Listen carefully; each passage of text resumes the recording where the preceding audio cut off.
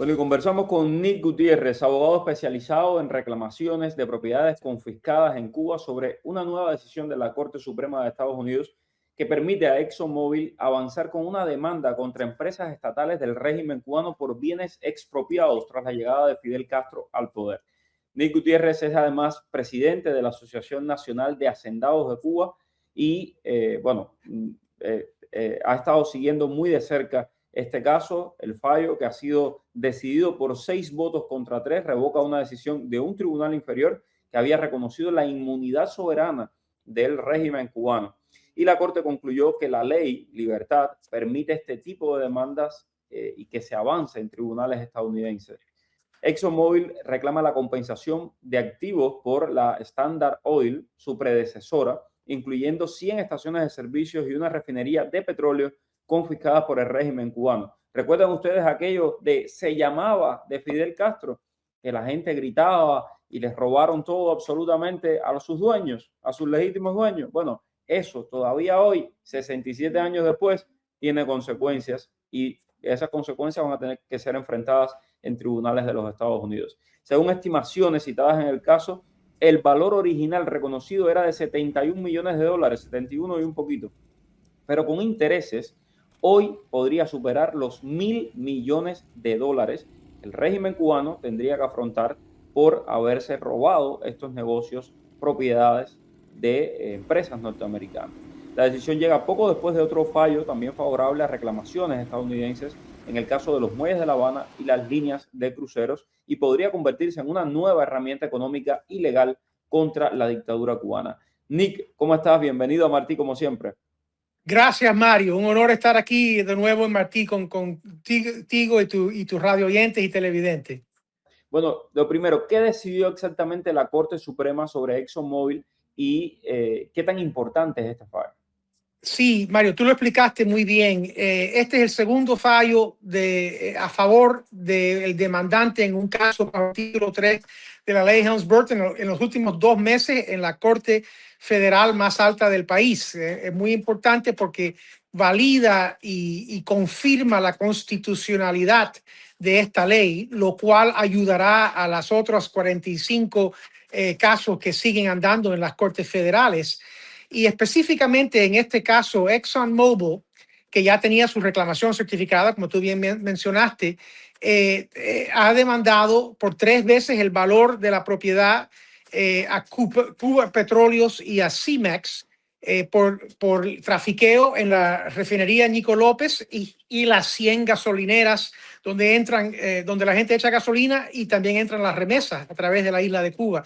Y lo importante aquí es que la Corte Suprema, por un voto de 6-3, reversa la Corte de Apelaciones, que había otorgado la protección y la deferencia de la doctrina de acto de Estado, dándole inmunidad soberana a Cuba. Que es muy difícil penetrar ese escudo de inmunidad. Hay ciertas excepciones estrechas que se pueden utilizar, pero la Corte Suprema en este caso, leyendo el lenguaje específico del título 3 de la ley Helms-Burton, que dice que la doctrina de acto de Estado y la inmunidad soberana no serán obstáculo a cualquier acción traída bajo el título 3 de la ley Helms-Burton. En este caso, la Corte Suprema, analizando la separación de poderes, le dio prevalecencia a el lenguaje específico expresando la voluntad del Congreso de los Estados Unidos, o sea, del pueblo de los Estados Unidos, plasmado en el título 3 de la ley Helms-Burton, y le dio precedencia a este lenguaje, a esta voluntad congresional sobre precedentes judiciales de las Cortes Federales que habían establecido esta doctrina de darle deferencia a los gobiernos soberanos demandados en cortes americanas, otorgándole una limitada inmunidad soberana. Al fallar de esta manera, abre el camino a otras demandas, no solamente contra los socios comerciales del régimen, como ha sido la mayoría de los pleitos bajo el título 3, pero directamente a las agencias instrumentalidades del régimen, en este caso Cuba Petróleo y Cemex. ambos sancionados bajo la orden ejecutiva del presidente Trump. Esto pudiera utilizarse para ir contra los bienes de Gaesa, que sabemos que están en los miles de millones de dólares en cuentas de ultramar. Algún día esto quizás, este precedente pudiera facilitar demandas contra esos bienes de esa instrumentalidad del gobierno de Cuba. Todo esto viene en un momento crítico en la transición de Cuba, que todos esperamos que está bien cerca a una democracia y libertad y Estado de Derecho para ese pueblo sufrido dentro y fuera de la isla. Nick, Exxon está reclamando activos confiscados, incluyendo, bueno, las estaciones de servicio, 100 estaciones de servicio, la refinería. ¿Qué posibilidades reales tiene de poder cobrar una compensación si fallan a favor de ellos en este caso? Bueno, va a ser difícil, pero no imposible cobrarla. Recuérdate que el nuevo gobierno cubano va a disponer de ingresos del gobierno americano, que quizás parte de esto se utilice para pagar estas deudas a compañías americanas. Y también es muy posible que el gobierno de Cuba diga, mira, no podemos compensarte, pero te devolvemos los bienes confiscados. ¿Quién mejor que ExxonMobil para poner en producción y modernizar esa refinería y esas gasolineras a través de la isla? Hablemos de eso porque el cangrejo, Raúl Guillermo Rodríguez Castro, el nieto de Raúl Castro, acaba de hacer una entrevista este fin de semana pasado en un medio emiratí, donde dice, no lo dice él, pero lo dice su viceministro de Comercio Exterior, y lo hace para no poner a otro Castro ahí, que es el actual ministro de Comercio Exterior. Entonces dicen, les vamos a devolver las propiedades robadas siempre y cuando tengan capital para invertir en esas propiedades. A ti como cubanoamericano, como heredero de justamente propiedades robadas, ¿qué te dice este mensaje de Raúl Guillermo? No sé si pudiste ver la entrevista.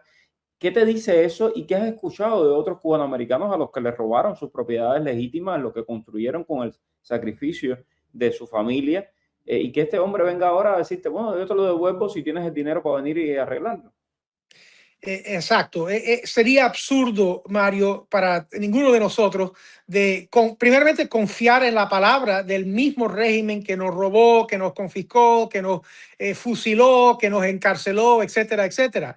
Sería absurdo confiar en eso y es que en Cuba no hay garantías, no hay infraestructura para proteger ese tipo de promesa, aun si fuera sincera, y no creo que sea sincera. Pero es interesante que están hablando en este término. Fíjate que no solamente limitaron esto a las reclamaciones certificadas, como antes Fernández Cosido había dicho que las reclamaciones certificadas, los que eran americanos cuando fueron confiscados, estarían en una lista para ser compensados. Aquí se habla de devolver a cubanos americanos, una retórica viniendo del régimen y no confiable, pero aún más favorable a nosotros que mucha gente en el exilio han dicho hasta ahora, académicos y otros expertos que han dicho no se pueden devolver las propiedades, es muy complejo, hay que formar una burocracia para subastar las propiedades confiscadas y después ver cómo se distribuye. Si se conocen los dueños, qué mejor de devolverlos a los dueños. Claro, con un régimen nuevo que respete el Estado de Derecho, que respete la seguridad de las inversiones, etcétera.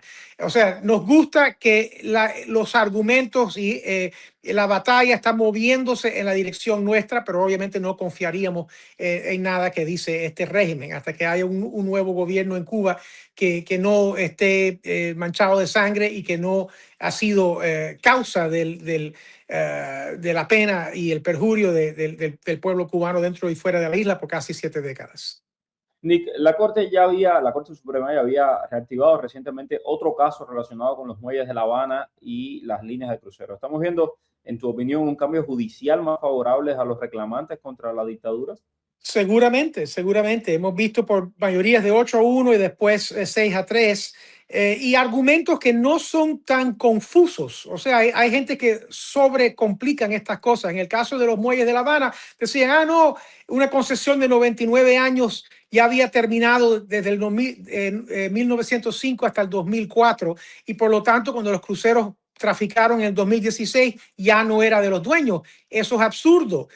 La posesión de esa concesión fue forzosamente interrumpida en el 60, lo cual tiene que parar el reloj a correr del término de esa concesión. Esto cualquier estudiante de primer año de la Escuela de Derecho te lo puede contestar y sin embargo hubo hasta miembros de la Corte Suprema que decidieron de la manera opuesta. En el caso de ExxonMobil, el lenguaje específico del Congreso tiene precedencia sobre la interpretación judicial de cortes anteriores. Y aquí otra vez el sentido común volvió y la mayoría de la corte nos dio la razón. Entonces, sí, yo creo que hay un cambio jurídico. Recuérdate que la administración de Trump, el Departamento de Justicia, en ambos de estos casos presentó su posición como lo que se llama amigos de la corte.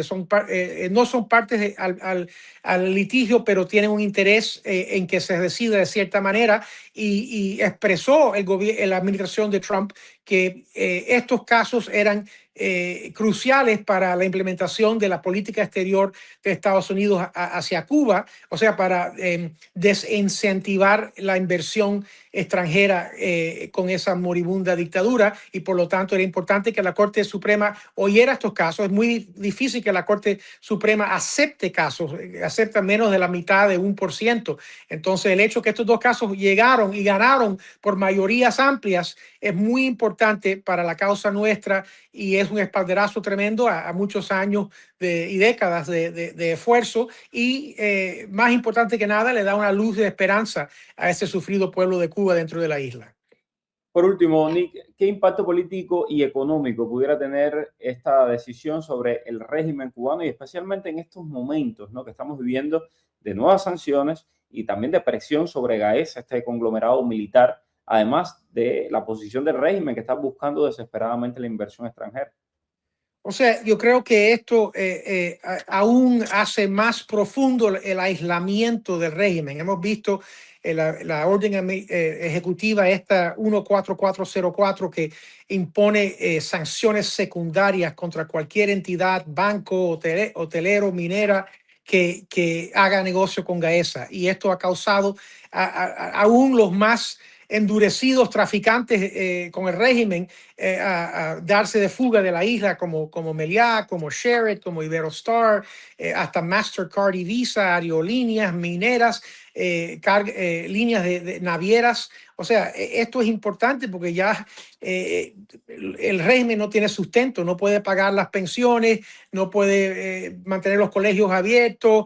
Claro, Gaesa tiene miles de millones en cuentas de ultramar, pero el pueblo de Cuba no tiene electricidad ni tiene petróleo. Esto es bien triste y tiene que terminarse. Y el pueblo de Cuba, esos jóvenes valientes Morón que quemaron la casa matriz del Partido Comunista, esa gente en Guanabacoa, en La Habana, que salen todas las noches y queman basura y cantan el himno nacional cubano. Estos esfuerzos tienen que culminarse en un cambio de régimen en Cuba y yo creo que la decisión de ayer es otro eslabón importante en empujar hacia ese noble objetivo. Muchas gracias, Nick Gutiérrez, presidente de la Asociación Nacional de Hacendados de Cuba, en esta interpretación de la Corte Suprema que le ha dado la razón a los litigantes que están demandando al régimen cubano por el robo de las propiedades en 1960. Vamos a estar, por supuesto, muy pendientes de esto y siempre leemos sus comentarios, así que déjelo por ahí. Soy Mero Pentón, nos vemos mañana.